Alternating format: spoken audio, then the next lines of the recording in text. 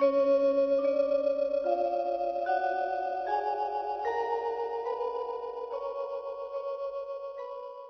บFCมื้อนี้ผมได้มาติดตามแนวทางจากหลังจากหวยออกใหม่ๆของทางหลวงพ่อวัดป่าโนนฝางงวดที่แล้วนี่9ได้เก็ด94เข้าโตด3ตัวโตด2ตัวบนถ้าผู้ใดบ่เชื่อก็ให้เบิ่งคลิปย้อนหลังได้ครับตามสบายว่ามีการโกหกเกิดขึ้นบ่หรือว่ามีการอันนี้ขึ้นบ่เดี๋ยวผมพามาติดตามมาหาหลวงตานี่สถานที่เพิ่นอยู่เพิ่นมานอนพักผ่อนอยู่นี่เพิ่นบ่สบายครับก็จังผมแจ้ง FC ไปนั่นแหละถ้าผู้ใดมีจิตศรัทธามีอันไหนบริจาคก็ได้มาตามสัดส่วนให้เพิ่นพอเพิ่นได้ไปหาหมอค่าหวานค่ายาพอได้อันนี้เนื่องจากวัดเพิ่นก็กันดารอีหลีเพิ่นก็อยู่กันดารญาติโยมก็บ่ค่อยมีอันนี้ก็บอก FC อย่างตรงๆให้ FC เห็นใจที่เพิ่นปล่อยออกมาให้ก็ถือว่าบุญของเฮามีโชคมีหมานนำเพิ่นในเมื่อได้โชคได้หมานแล้วก็ให้สร้างน้ำทำบุญร่วมทำบุญทำกุศลซอยเพิ่นทางเพิ่นพอได้เพิ่นได้เป็นค่าหวานค่ายาเป็นค่าน้ำค่าฟืนค่าไฟเมื่อสิมาเนี่ยก็สิได้ติดตามต่อให้เป็นแนวทางก็ขอฝาก FC ผู้เพิ่นมีจิตศรัทธาทั้งหลายทุกคนให้รับทราบรับรู้ครับผมขอเป็นสะพานบุญให้เพิ่นเนี่ยที่เพิ่นนั่งอยู่นี่ก็บ่สบายเด้อนี่ผมก็มารบกวนเฮ็ดจังได๋ได้ในเมื่อได้เวลามาแล้วตั้งแต่พัดหวยออกมานี่มีญาติโยมโทรมาหาบ่ล่ะหลวงตามีจริงๆเลยติมีหยังว่าเบอร์โทรก็ลงให้ไปคือยังบ่มีคนอันนี้แท้เบอร์โทรก็ลงให้ไปอีหยังก็ลงให้ไปคือยังบ่มีคนว่าสิร่วมอันนี้ชื่นชมดีใจนำแท้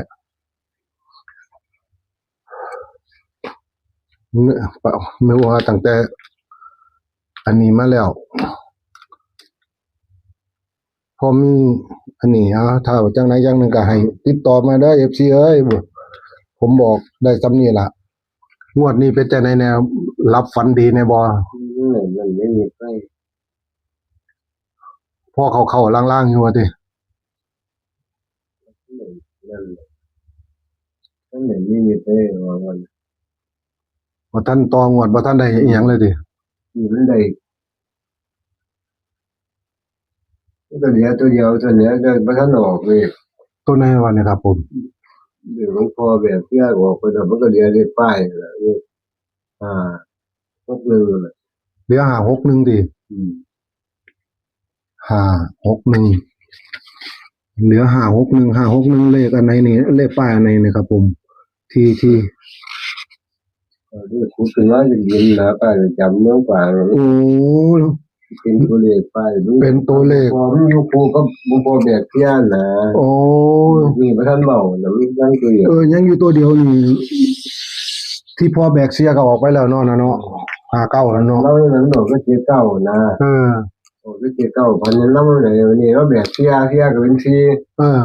มันเป็นหลักร้อยก็ได้เพราะว่าแบกเสีย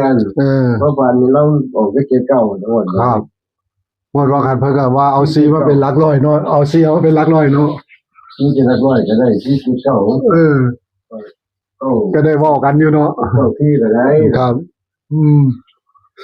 อันนี้ก็เหลือตัวนี้ว่าซั่นเถาะอันนี้ที่ขุดขึ้นมาเห็นตินี่เป็นพ่อที่สุดเพิ่นหลวงพ่อแล้วแบบเสียไปพุ่นล่ะขึ้นมาแบบเป็นป้ายก็ดูมันเล็กน้อยนะครับผมเล็กน้อยจากผู้หญิงคนนึงนั่นน่ะครับไปอีกแค่นั้นเลยเป็นเล็กน้อยย่างมาหาผู้หญิงคนนึงมัน2คนเชิงเฮียนหลังนั้นครับยังนี่ล่ะเฮียนมันออกไปแล้วเลข14กับ7 เจ็ดหนึ่งนั่น กับเจ็ดหนึ่งกับเก้าสี่เก้าเจ็ดเก้า วันนี้หลงไปแล้วที่ก็เจ็ดเก้าเจ็ดหนึ่งกับที่เจ็ดเก้าก็ไปแล้วนะ มันนี่ก็สิเหลืออยู่ห้าหกหนึ่งเหลืออยู่ห้าหกหนึ่งหกหนึ่งห้าเนาะแม่นบ่ถ้าสามถ้าหกกลับก็หมุนเอาเนาะแม่นบ่อันนี้ก็เฮาตัดต้องตัดสองตัวนำเด้เนี่ยหลวงตามาตัดสองตัวบ่ได้เด้นี่ตัดสองตัวให้เพิ่นนำอีกคือเก่าเนาะห้าหนึ่งหกหนึ่งแล้วก็ห้าหกเนี่ยมันต้องมาจังซี่อยู่แล้วเนาะมันต้องมาจังซี่อยู่แล้วต้องบ่ถ้าบ่ตัดให้มันบ่อันนี้มันบ่มาตรฐานถ้าตัดให้มันสิมาตรฐานโดยมากถ้าบ่ตัดเนี่ยมันมีปัญหาโลดจังว่าหันผมตัดเด้ผมตัด79นำเด้79แล้วก็4แล้วก็94แล้วก็74นะครับที่ผมตัดให้ไปว่างั้นปรากฏว่ามันได้2ตัวตรงๆเลยแล้วก็3ตัวโตดนั่นล่ะที่เฮ็ดให้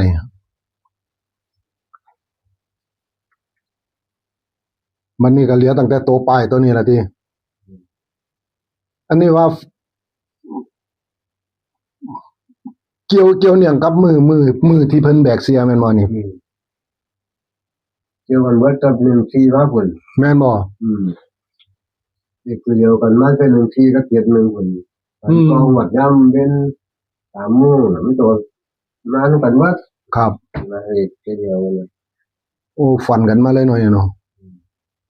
ยังบ่ขาดเลยเด้อหน่อยเนาะทั้ง14เลยเนาะ ว่าเด็กตัวนี้มันท่านหายไปมันกับบ้านกันก็แบบเพี้ยนเด็กเอาให้เอาเด็กต้องปล่อยก้อนนึงทีนะครับก็แบบเพี้ยน ว่าห่างกับปล่อยว่าพอแบกเสียเนาะ มันน้องหนุกก็เจ็ดเก่าเนี่ยแต่ว่าแบบเพี้ยนก็เจ็ดเก่าไว้ก่อเจ็ดเก่าหรือยี่เพี้ยนมันก็เป็นชิ้นมันก็เลยมาเป็นหลักร้อยมันก็เลยกลายเป็นหลักร้อยเนาะที่เจ็ดเก่าก็ได้น่ะมันก็ได้เนี่ยแต่มือเขียนไป794ก่อนเนาะบวกดูที่เป็นหลักร้อยก็ได้แต่คนเบิ่งคลิปเขาก็สิฮู้เนาะคนเบิ่งคลิปเขาก็สิพยายามอยู่น่ะ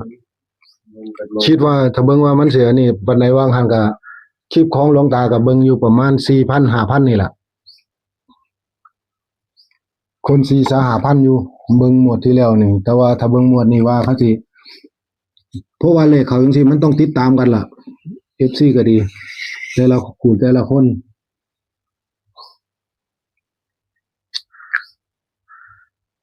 มา3ตัวอีกใครแน่นอนหลวงตาเนาะมาทั้ง3ตัวใครแน่เนาะขอให้มา3ตัวตรงๆมึงอีกใครเนี่ยจักเที่ยแน่ซั่นเนาะ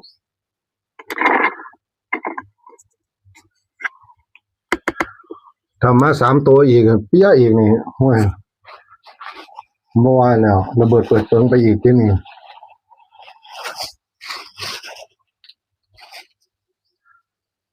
พุทธเฒ่าแบกเสียก็ออกอีหลีอันนี้เห็นตัวป้ายบัดนี้ตัวนี้เป็นตัวเลขแม่นบ่ตัว2561มันก็ต้องคือจะเฮาบ่เขียน4ตัวไปเลยกันแก่เนี่ยก็มันมาเดือนให้เขาตัดเอาเองเนาะให้เขาตัดเองเนาะ2 5 6 1นี่ FC ที่เพิ่นฝันเกี่ยวเลขโต561เนี่ยเพิ่นเป็นแบบป้ายพศ2561เลข4ตัวนี่ให้ FC ตัดเอาว่ามันสิมาจังไหนให้เบิ่งเด้อมันสิขาดอยู่ในนี่ก็52ถ้าเลข2ตัวนี่สิขาดอยู่52แล้วก็62นี่เลขมีซ้ำนี้เองเนาะนี่เลขมีซ้ำนี้เองเลข4ตัวนี่เลข4ตัวนี่แหละ FC เบิ่งเอาถ้าบ่ซอกหาปานนั้นมันบ่เห็นเบิดเด้เบิ่งเลขดูนี่ชัดเจนบ่ดิเนี่ยเลขนี่เขียนออกให้มานี่ชัดเจนเลยนี่ นี่แหละครับ ของวัดป่าวัดบ้านโนนฝาง ของหลวงตาอยู่วัดป่าโนนฝางวัดป่า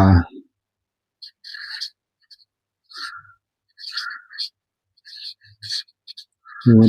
นนฝาง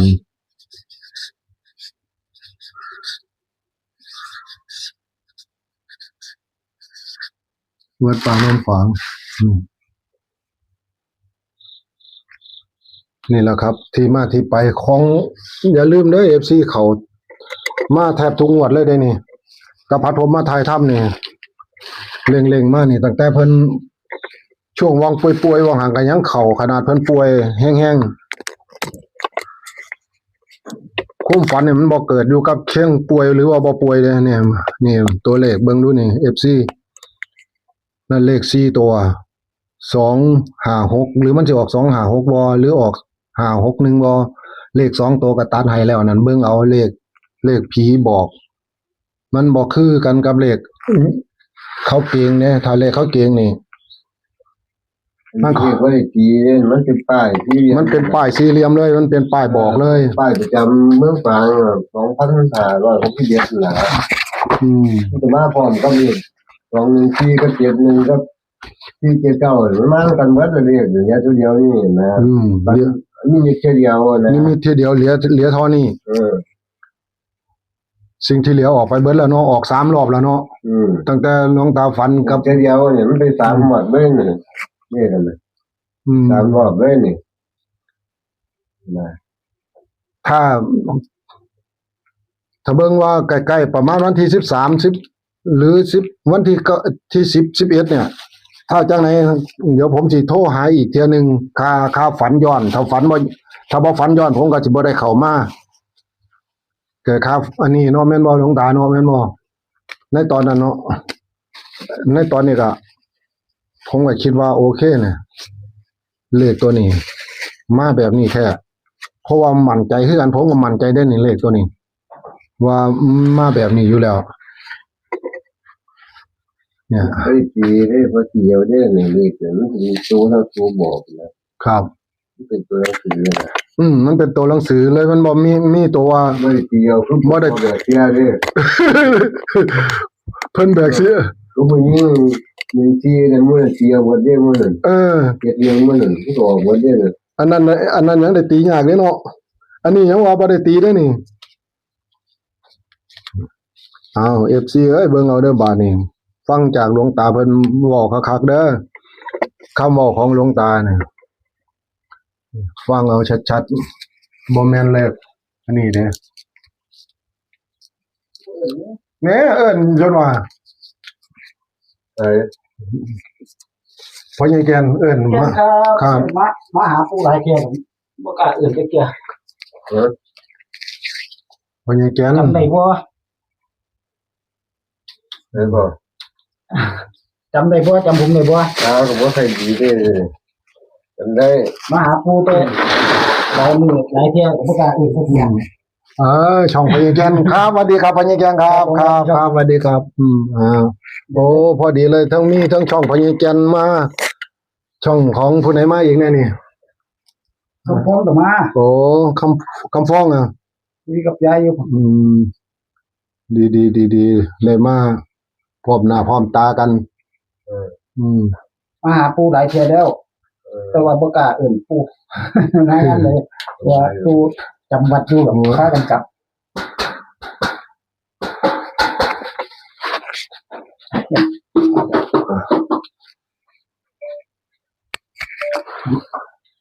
แต่ว่านมัสการครับปู่นั่นไม่กินแล้วเขาเชียร์แล้วนมัสการหลวงปู่เมืองฝางเนาะหลวงปู่โนนฝางเขาไปเชียร์ลูกน้ำให้ไปเอาน้ำมาจาก2-3 ขวดเบิ่งดู2 กับ 3เป็นเท่าไหร่ล่ะเป็น5ทีมาตามปู่หลายงวดแล้วแต่ว่าเนโลบ่พอจักเที่ยบ่พอดอกปู่จำวัดอยู่กับบ่กล้าเอิ้นโอ้มื้อนี้มาพอยูทูบเบอร์เอาพอดีล่ะถ้าเพิ่นบ่เอิ้นแล้วบ่กล้าเอิ้นอีกนิดนึงมาพอดีแล้วฝากน้องใหม่หน่อยเด้อพ่อใหญ่แกนเด้อฝากอาจารย์ออดพาเฮงนำแน่ช่องไหนก่อนช่องอาจารย์ออดพาเฮงอาจารย์ออดพาเฮงพี่น้องฝากเขาไปติดตามทาง YouTube เนาะครับผมฝากน้องใหม่นะปู่งวดเดี๋ยวคุยกับปู่กันเด้อบัดนี้เด้อคุยรถคุยเลย ผมว่าหลายเทียเดี๋ยวผมพอบ่แม่นบ่พอบ่กล้าเอิ้น ครับ งวดบ่หันได้เข้าว่าคือโต๊ดติปูให้โยมไปโยมทั้งสองห้องว่าน่ะ ไปเก็บนะเก็บเก่าที่หรือว่าที่เก็บเก่าก็ได้แล้วจะเอานะไม่ไปเลขแค่นั้นล่ะก็เรียกกัน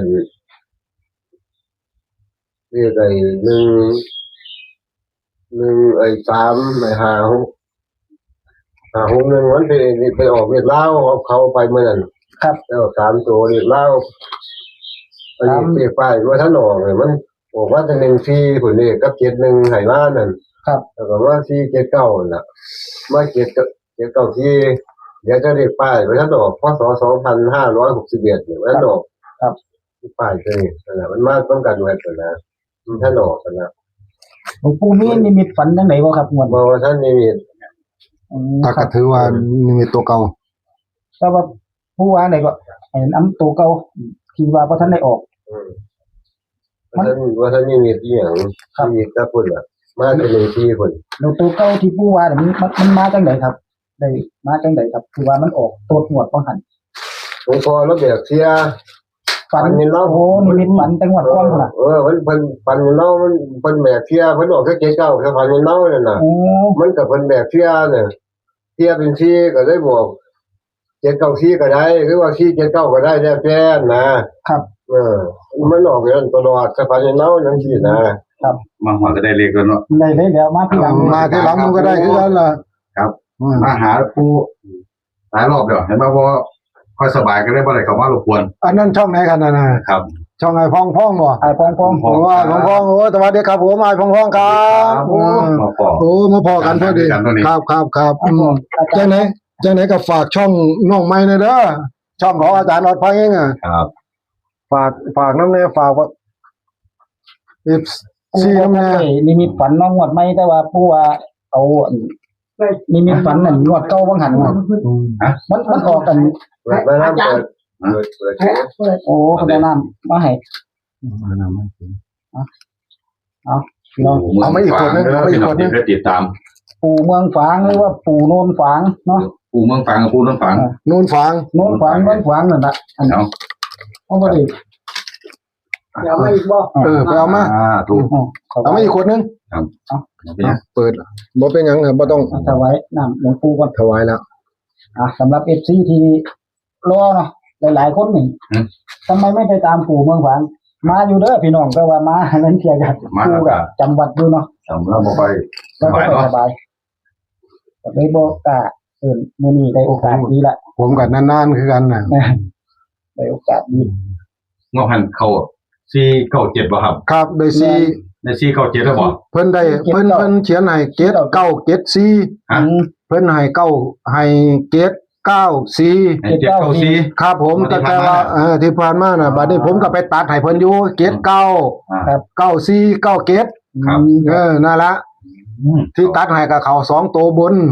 2ตัวบนกับ3ตัวโต๊ด ครับ นี่คือถ้าบ่เชื่อก็เบิ่งในช่องอาจารย์ออดพาเฮงย้อนหลังได้ ครับ เอา ครับผม ไปกำลังใจเด้อครับ ช่อง ครับ อาจารย์ออด ปลาเฮง พาเฮงบ่ ครับผม วันนี้หลวงปู่ละวันเลยบ่ได้ไปฝันไป บ่ทันได้ ก็เพิ่นฝันตั้งแต่ตอนนั้นแหละปู่บอกว่า มันมีตัวเลขอีหยังที่เหลืออยู่เป็นที่ว่ามันบ่ทันได้ออกก็ปู่ในนิมิตฝันงวดก่อนน่ะ มันฝันมาน้ำกันกับ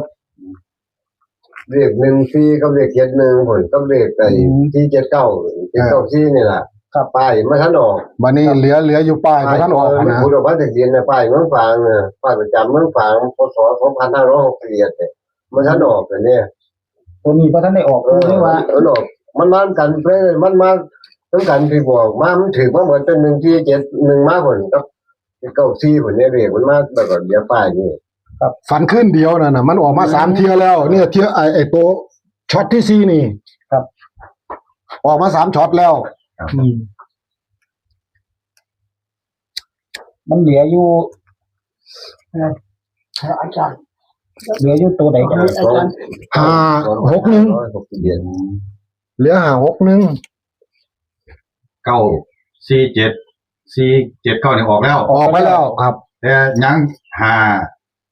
561 ครับ อ๋อ ถ้าสิเป็นเลข4ตัวก็คือ2561 2561ครับ เป็นปีพศเนาะ เป็นปีพศ พี่น้องมาบอกเนี่ยว่าจะเชียวเที่ยวมั้งในตัวเลขฝากพี่น้องอยู่ ได้ฝากคือบ่เสียเที่ยวดอก 2561เนาะ ครับ2561ไปยาวๆไปเลย แต่ว่าเขามาตัดเนี่ยตัด6561แล้วก็ FC ผู้ไหนเพิ่นสิตัด256ก็จังสิกันแล้ว แต่บัดนี้ก็เป็นเลขขยายออกมาเนี่ยก็คือตามนี้ เดี๋ยว เอาเขียนโชว์เบิ่งเขียนน่ะ เอาวาง วางไว้หั่นวางเลยวางให้ให้ FC เพิ่นได้เบิ่งเอาให้ได้แคปหน้าจอเอาครับนั่นล่ะ นี่เนาะ ครับ ขากล้องเนาะนี่เอาพี่น้องของปู่เมืองฝางหรือว่าปู่วัดป่าโนนฝางเนาะ โนนฝางครับผม ครับหลายๆคนก็สิจำได้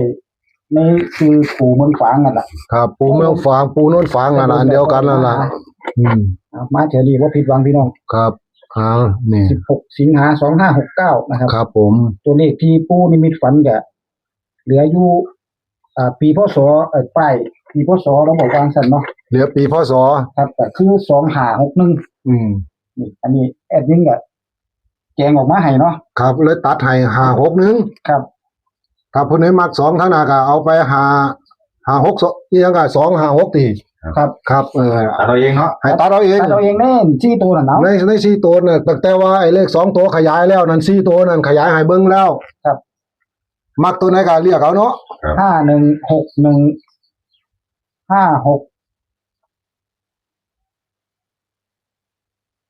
516156แล้วก็ ครับ 52 ว่าถือเวท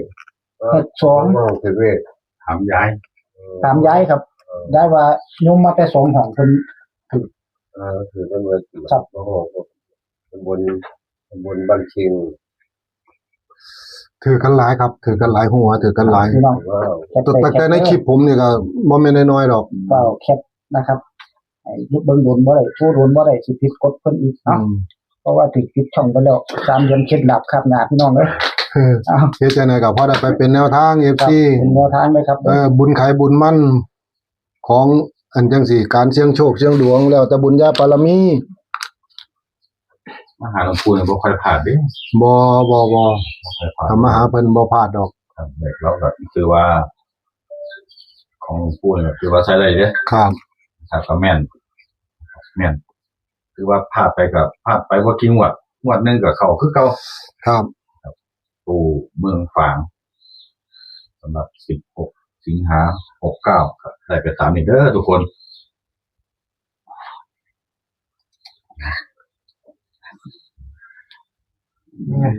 561เนาะ งามเนาะงามบ่ ครับงาม ผมว่างามเลยเลขพศ 2561